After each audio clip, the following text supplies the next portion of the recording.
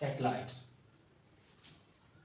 Chapter 5 है gravitation का, जिसमें लेक्चर नंबर 3 में हम ये टॉपिक्स देख रहे हैं। सैटेलाइट, टाइप्स ऑफ सैटेलाइट, आगे जियोस्टेशनरी सैटेलाइट की डेफिनेशन हम देखेंगे, और उसके बाद ऑर्बिटल वेलोसिटी का फार्मूला हमें ड्राइव करना है। ठीक है, ऑर्बिटल वेलोसिटी सैटेलाइट की हम कैसे मालूम कर सकते हैं, उसके लिए हमें फार्मूला ड्राइव करना है। तो सबसे पहले हम देखते हैं कि सैटेलाइट्स क्या होते हैं। Satellites, the objects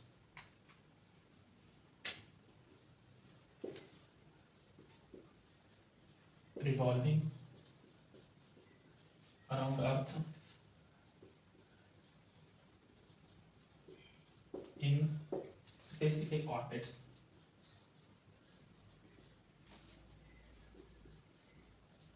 are called satellites। वो तमाम ऑब्जेक्ट्स जो अर्थ के अराउंड किसी स्पेसिफिक ऑर्बिट में रिवॉल्व कर रहे हैं, उन्हें हम जनरली सैटेलाइट का नाम दे देते हैं। ठीक है, अब आगे हैं सैटेलाइट्स की दो टाइप्स। उनमें हैं टाइप्स में पहली है नेचुरल सैटेलाइट।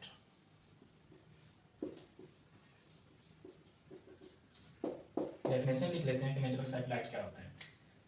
द प्लैनेट और द नेचुरल ऑब्जेक्ट, वो भी कह सकते हैं,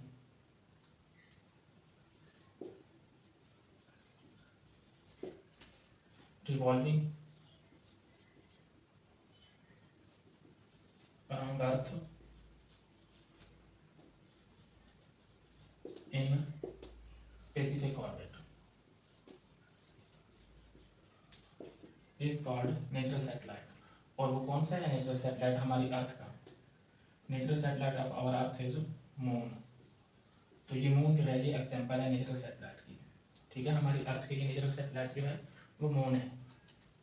दूसरा है, दूसरी टाइप, वो है artificial satellite.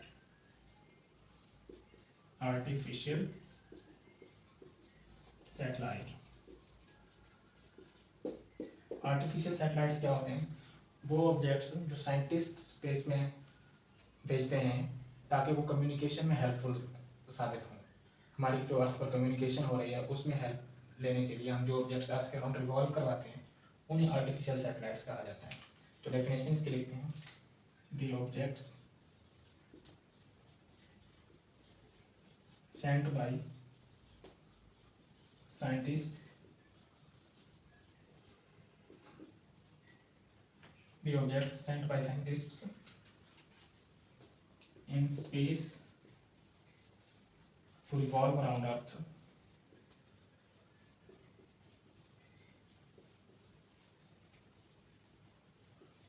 in specific orbits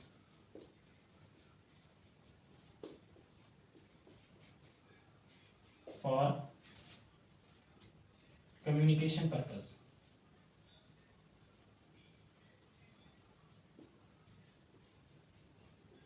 इन्हें हम कम्युनिकेशन पर्पस के लिए भेजते हैं। मिसाल के तौर पर हम लाइव स्ट्रीमिंग देख रहे हैं, मैच देख रहे हैं लाइव, तो वो ऐसा नहीं है कि डायरेक्टली हमने यूट्यूब पर या टीवी पर ऐसे बिना किसी सोर्स के देख रहे हैं। उसके पीछे टेक्नोलॉजी का यूज़ है और उनमें सैटेलाइट्स का मेन इंपॉर्टेंट रोल है। सैटेलाइट्स के थ्रू सिग्नल वर्ल्ड वाइड जो है वो स्प्रेड किए जाते हैं। तो इसलिए यहाँ पर हम आर्टिफिशियल सैटेलाइट्स को देख रहे हैं। ये साइंटिस्ट भेजते हैं और अर्थ के अराउंड ये स्पेसिफिक ऑर्बिट्स में जब रिवॉल्व करते हैं तो ये सिग्नल्स जो को वर्ल्ड वाइड स्प्रेड करने के लिए इस्तेमाल होते हैं, जिससे हम कम्युनिकेट कर सकते हैं। ठीक है, अब हम यहाँ थोड़ा यूजेस देख लेते हैं सैटेलाइट्स के। यूजेस जो सैटेलाइट्स के हैं उनमें एक है वेदर प्रेडिक्शन,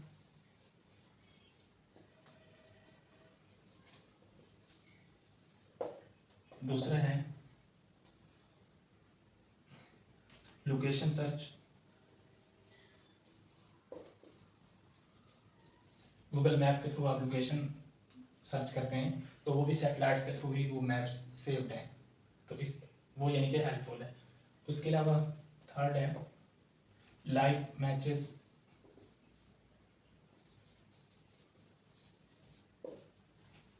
और न्यूज़ जो आप किसी भी टेलीविजन के थ्रू सुनते हैं तो ये भी इसी में है। ठीक है, इसी तरह दिन में पता नहीं कितनी हम कॉल्स कर रहे हैं, दुनिया में कितने लोग कॉल्स कर रहे हैं, कितनी ज़्यादा कॉल्स के थ्रू कम्युनिकेशन हो रही है, तो वो कॉल्स का सिस्टम भी सैटेलाइट ही कवर करता है। तो फ़ोन कॉल्स,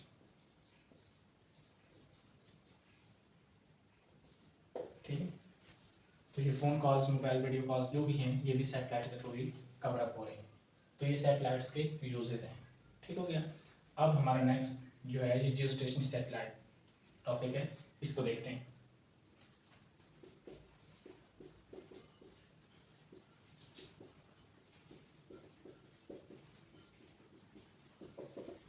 अब जहाँ पर जो जियो स्टेशनरी सैटेलाइट है, वर्ड जियो का मतलब आपने पढ़ा होगा, जियो फिजिक्स जब आप पढ़ रहे थे, तो जियो means earth, Jio means earth,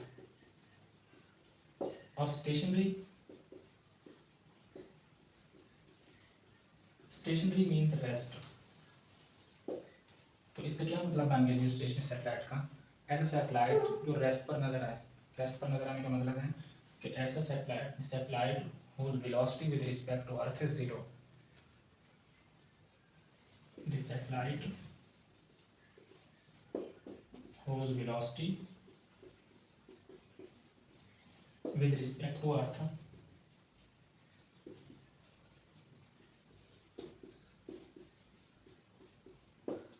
is zero।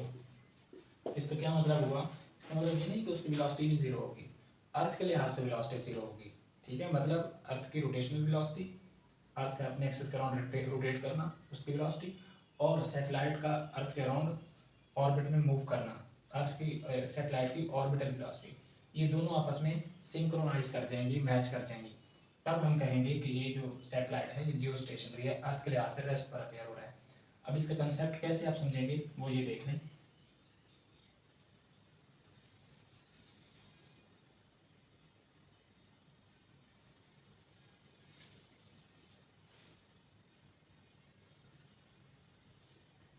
First ये कि यहाँ पर ये हमारे पास अर्थ है।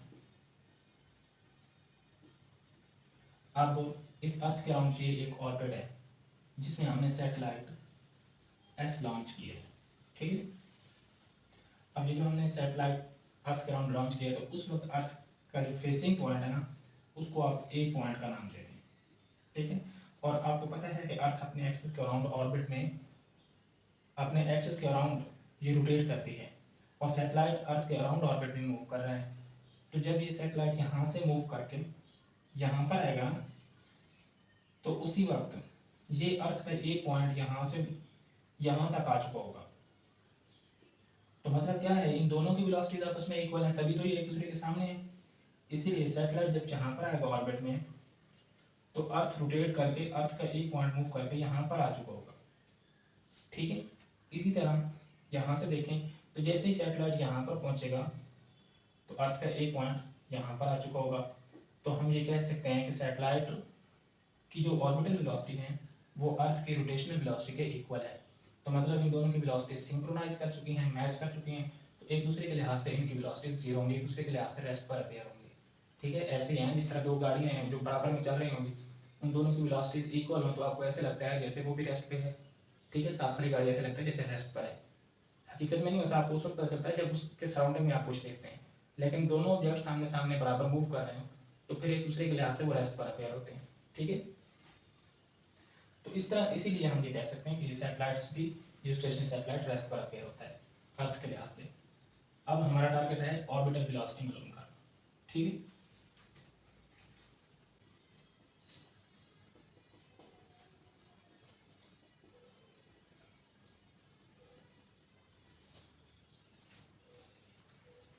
How to find orbital velocity of satellite. अब हम कंसिडर करते हैं कि सैटेलाइट को अर्थ के सेंटर से यहाँ पर लॉन्च किया गया है। अब अर्थ के सेंटर से लेके यहाँ अर्थ सरफेस तक का डिस्टेंस तो आर है। ठीक है, और ये जो ऊपर वाला डिस्टेंस है ये क्या होगी, हाइट।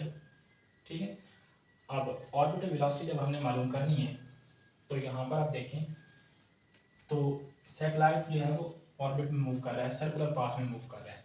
तो इस पर एक सेंट्रीपिटल फोर्स लग रही है। ठीक है, as satellite moves in circle around earth, so centripetal force जो लग रही होगी सैटेलाइट के ऊपर वो इक्वल होगी mv² divided by r। Centripetal force का फार्मूला लगा दिया, लेकिन यहाँ पर हम O लगा देते हैं और यहाँ पर भी O लगा देते हैं। ये O स्टैंड फॉर, इसे हम V0 पढ़ रहे हैं, V0²।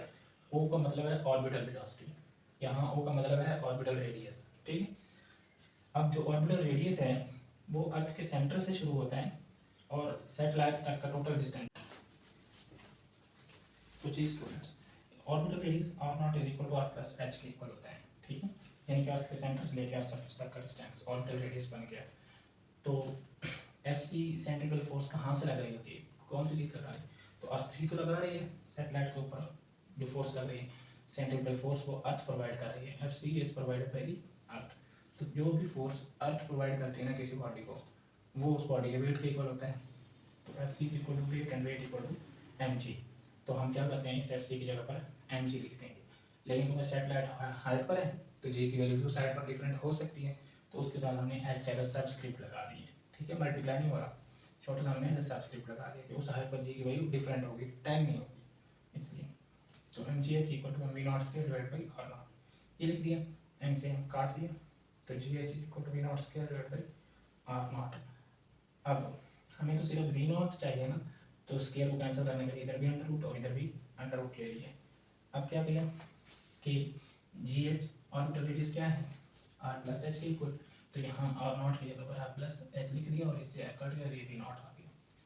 अब वो कहते हैं कि अगर हाइट बहुत स्मॉल हो रेडियस ऑफ अर्थ से, if h is less than very very less than radius of earth, तो फिर हम हाइट को इग्नोर कर देते हैं, तो हाइट को फिर हम 0 पुट कर देंगे। तो यहाँ हाइट हमने 0 पुट की, सिर्फ r रह गया। जब हाइट है नहीं तो g की वैल्यू सरफेस वाली कंसिडर होगी, तो h यहाँ से इग्नोर हो जाएगा और g की वैल्यू सरफेस ऑफ अर्थ वाली हो जाएगी। अब क्या करें, g की वैल्यू अर्थ सरफेस पर कितनी होती है 10 मीटर पर सेकंड स्क्वायर, और रेडियस कितना होता है रेडियस अर्थ का 6400 किलोमीटर। तो ये वैल्यूज अगर हम पुट करते हैं ना, तो अपने ऑर्बिटल वेलोसिटी आपके पास कितनी आती है सैटेलाइट की 8000 मीटर पर सेकेंड या 8 किलोमीटर पर सेकेंड, ठीक है। तो इस तरह आप ऑर्बिटल वेलोसिटी सैटेलाइट की मालूम करेंगे। उसके बाद है ग्लोबल पोजिशनिंग सिस्टम, इसको थोड़ा समझ लें। GPS सिस्टम या ग्लोबल पोजिशनिंग सिस्टम एक ही बात है। ये सिस्टम है जिसमें नंबर ऑफ सैटेलाइट्स 24 है, 24 सैटेलाइट्स हैं जो कम्युनिकेशन में हेल्पफुल हैं, जो हेल्प करें, और ये वर्ल्ड वाइड सिस्टम है, ठीक है, जो कम्युनिकेशन के लिए इस्तेमाल हो रहा है। तो ये सैटेलाइट का हमारा टॉपिक आज कंप्लीट हो गया। जो समझे कि चैप्टर 5 हमारा आज कंप्लीट हो गया, ठीक।